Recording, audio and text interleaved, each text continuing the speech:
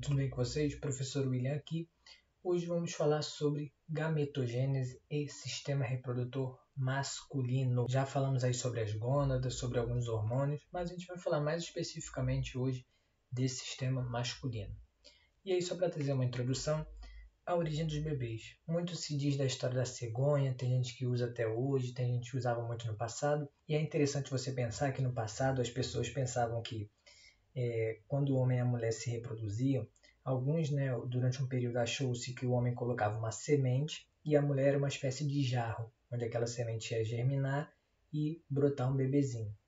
Depois, imaginou-se já que o homem, quando ejaculava dentro da mulher, já saía um hominho, bem pequenininho, bem microscópico, e ele só crescia dentro da mulher, que também não é verdade. Tem outras histórias também de que se a mulher sentasse no banco quente, depois de um homem ter sentado, ela ia engravidar e por aí vai. Tem várias coisas que envolvem, vários mitos que envolviam essa questão reprodutiva, que a gente vai ver isso melhor ao longo dos nossos capítulos de sistema reprodutor.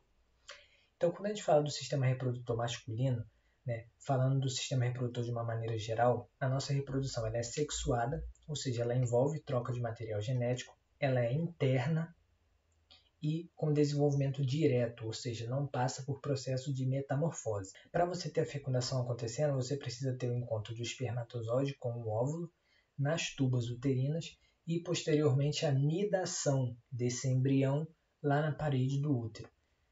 E a gente tem aí como produção o processo de formação de gametas chamado de gametogênese. Falando aqui especificamente dos testículos, a gente vai ver cada parte, mas falando dos testículos, vai ser ali as gônadas masculinas e vai ficar envolvida pela bolsa escrotal.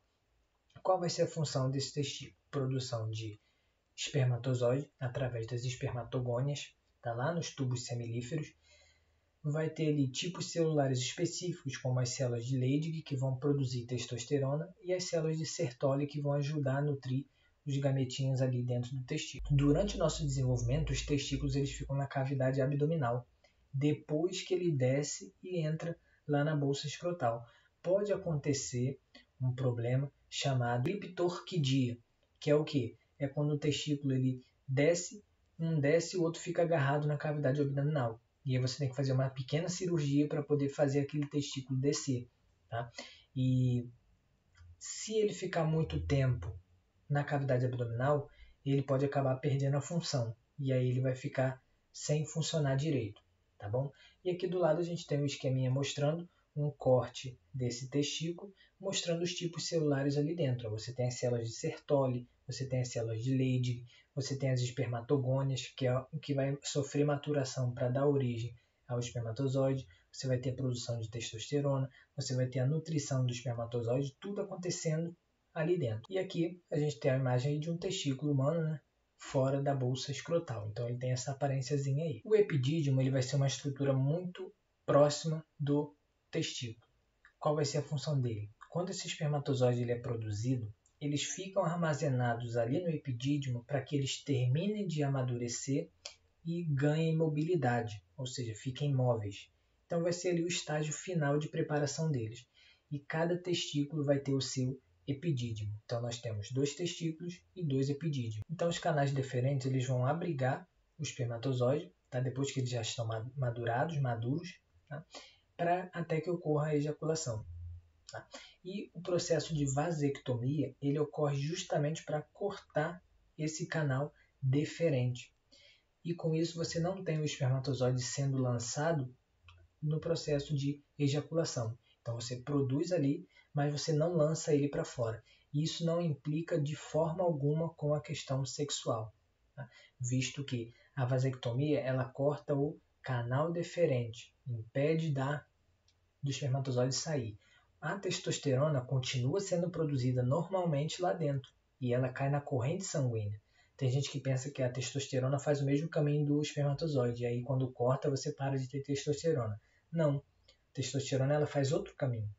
A bolsa escrotal ela é cheia de vasos sanguíneos e o hormônio vai para esse vaso sanguíneo. Então aqui a gente tem imagem de cirurgia, onde você tem ali o cortezinho do canal deferente. É bem simples a cirurgia, não tem um pós-operatório complicado, simplesmente você corta ali o canal deferente e não consegue mais liberar os espermatozoides. A vesícula seminal, olha aqui, marcada aqui na imagem, é bem pequenininha ela, fica bem ali em cima da próstata, que é aquela bolinha ali maior, aí você tem a vesícula seminal colada nela ali. Ela vai produzir um líquido muito nutritivo que vai dar suporte para esse espermatozoide, permitindo que ele sobreviva, né? Tenha condições de sobreviver dentro do corpo feminino por até 3 dias, até que ele encontre o ovócito 2, que aí ele vai ter ali a fecundação, podendo gerar um futuro bebê. Então essa vesícula seminal vai produzir um líquido que ajuda, dá suporte para o espermatozoide. Quando a gente fala da próstata, o que a gente vai ter aí? É uma glândula interessante, que ela vai produzir um fluido de composição alcalina. O que acontece? O pH da vagina da mulher ele é muito ácido, justamente para impedir micro-organismos, bactérias e fungos. Se o espermatozoide caísse ali direto, ele ia morrer, ia ser destruído. E é para isso que a próstata secreta esse líquido. O espermatozoide meio que toma um banho, né, fica imerso nesse líquido, e quando entra em contato com o canal vaginal, você não tem eles morrendo, porque lá é ácido, ou esse meio alcalino ele é básico. Se vocês lembram de química, ácido e base formam o quê? Sal. E aí você consegue ter essa neutralização do pH vaginal e facilitando a sobrevida desses espermatozoides. Esse exame do toque retal ele é um exame que tem uma questão muita de preconceito por parte dos homens. Tá? As mulheres vão no ginecologista desde que elas são novas. Ficam expostas, são vistas, são ali manuseadas pelo médico. Você tem alguns exames que a gente vai ver quando a gente falar da parte reprodutora feminina, vocês vão ver como é que são alguns exames que elas fazem. E no caso do toque retal, o homem só precisa fazer lá depois dos 40, uma vez por ano, só para verificar como é que está. E consiste no quê?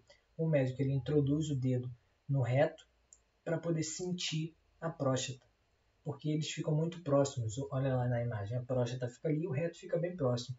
E o médico só faz isso, é o exame do toque. Ele percebe se tem alguma granulação naquela próstata, se ela está aumentada, se ela está normal. É só para verificar rapidamente como está. Por quê?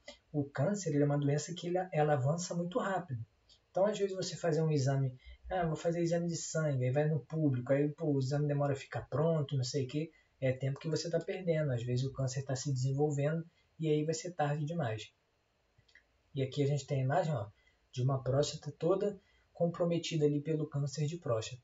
É uma coisa ruim? É, mas é necessário também para que você mantenha a sua saúde em dia. A gente tem também a glândula bulbo-uretral. Essa daqui vai estar ali mais ligada com a questão mais próxima da uretra. Tá? Lembrando que o mesmo canal que passa a urina é o que passa o espermatozoide. Nos homens, nas mulheres é separado. Tá? Então vai produzir uma substância lubrificante que vai permitir a lubrificação da uretra para facilitar a saída do espermatozoide. Aí tem gente que sempre pergunta, professor, aquele líquidozinho que sai antes pode engravidar? Sim, tá? Basta ter um espermatozoide ali no meio daquele líquido todo, lubrificante, que ele pode entrar em contato ali com o canal vaginal e nadar sozinho e conseguir vencer a corrida e fecundar. Então pode acontecer sim de engravidar por esse líquido, que é o líquido lubrificante. Temos a uretra propriamente dita, que é o ducto, que vai ser ali a união dos canais deferentes, que é a união dos canais deferentes, vem ali da bexiga, próstata, parará, e leva o sêmen para fora do corpo durante a ejaculação. Então, pelo que é composto o sêmen? Líquido da vesícula seminal, líquido prostático, líquido das glândulas bulbo-uretral e espermatozoides. Tudo isso vai estar formando ali o sêmen. E a uretra também faz parte do sistema excretor, visto que ele vem lá da urina, lá da bexiga, e leva a urina também para o lado de fora do corpo. O que é o pênis propriamente dito? Ele vai ser o órgão copulador, tá? Por onde vai passar a uretra. Então é a parte mais externa mesmo, onde você vai ter a presença ali de corpos cavernosos e esponjosos. Naturalmente, o pênis masculino fica flácido. Quando tem algum estímulo, principalmente estímulo sexual, o que acontece? Ele fica rígido. Por conta do quê? Esses corpos cavernosos e esponjosos, eles se enchem de sangue. E esse sangue faz o quê? Faz o endurecimento do órgão e enrijecimento. Então tem essa questão de relação muito grande com a questão de presença de sangue ali no órgão ou não. E aí você tem ali a uretra comprimida, as veias comprimidas e tudo mais, e os corpos ficam cheios de sangue. Basta você olhar na imagem de cima, o vermelhinho ali que transporta sangue arterial está pequenininho. Aqui embaixo você tem um aumento da pressão, então ele fica mais alargado, o sangue extravasa e deixa aquela região ali rígida. Como que os hormônios vão atuar no processo reprodutor masculino, né, na questão reprodutiva dos homens? O hormônio do folículo estimulante, produzido lá pela nossa adenohipófise, ele vai ser o cara que vai estimular o início da espermatogênese, ou seja, das espermatogônias se transformando ali, se modificando em espermatozoide. E também vai regular as atividades da célula de Sertoli, que vai ser aquela que vai produzir a substância que vai nutrir os espermatozoides dentro do testículo. Já o hormônio luteinizante, ele vai estar relacionado com as células de Leydig. Então, ele vai estar relacionado com a produção de testosterona lá dentro do testículo. E a testosterona ela é muito importante para a caracterização sexual primária e secundária dos homens. Então, aqui a gente tem um esqueminha mostrando o estímulo, inibição, envolvendo lá o hipotálamo, que percebe certos estímulos, como o da testosterona. Ele vai produzir o GnRH, que é o hormônio estimulante, hormônio gonadotrófico, que vai agir na adenohipófise. A adenohipófise vai produzir ali LH e FSH, que vão agir lá nos testículos masculinos. Então, quando a gente fala da espermatogênese, consiste no quê? Dentro dos testículos, a gente tem células que a gente chama de espermatogônias, que são células bem simples. Elas vão sofrer ali mitose, dando origem ao espermatócito primário. Então, ela faz mitose e dá origem ao espermatócito. Esse espermatócito vai fazer meiose. A gente lembra que a meiose é um processo que consiste em quê? Uma célula-mãe dá origem a 4 células filhas geneticamente diferentes uma entre as outras. Então, você vai ter a meiose na fase 1, vai dar origem ao espermatócito secundário. E, posteriormente, você vai ter outra meiose que vai dar origem aos espermatídeos. Então, esses espermatídeos vão se desenvolver, vão amadurecer, vão receber todos os nutrientes e, no final de tudo, você vai ter a diferenciação acontecendo e ele se transformando em espermatozoide. Todo esse processo é chamado de espermiogênese, que é o processo de formação do espermatozoide.